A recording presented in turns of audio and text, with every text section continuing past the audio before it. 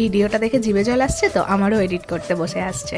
যাই হোক, কাকুর কাছে আবদার করেছিলাম কয়েদ বেল খাবো। আর গ্রামের দিকে যেহেতু বাজারে সব কিছুই পাওয়া যায়, আর হাওড়ার বাজারেও মোটামুটি পাওয়া যায়, সেই জন্য কাকু অনেক খুঁজে কয়েদ বেল আমার জন্য নিয়ে এসেছিল।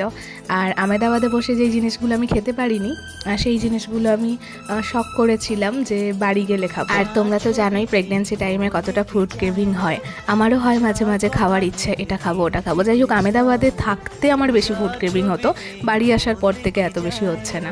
যাই হোক, কাকিমা আমি আচার করতে বসে গেছি। কয়েদ বেলটা এতটাই টেস্ট, যার জন্য চিনি, নুন, কাঁচা লঙ্কা দিলেই এই আচারটা জমে একদম ক্ষীর। কিন্তু অনেকে শুকনো লঙ্কা দেয়, আমার যেহেতু প্রেগনেন্সি টাইম চলছে আমি ওই জন্য গুঁড়ো মশলাটা অ্যাভয়েড করেছি, জাস্ট নর্মালভাবেই আচারটা বানিয়েছি। আর নর্মালভাবে বানাতেও এটা এত টেস্টি হয়েছে কি বলবো। যাই হোক, আজকের ভিডিওটা তোমাদের কেমন লাগলো প্লিজ কমেন্টে জানিও, ভালো লাগলে লাইক এবং সাবস্ক্রাইব করে দিও। দেখা হচ্ছে নতুন ব্লগে।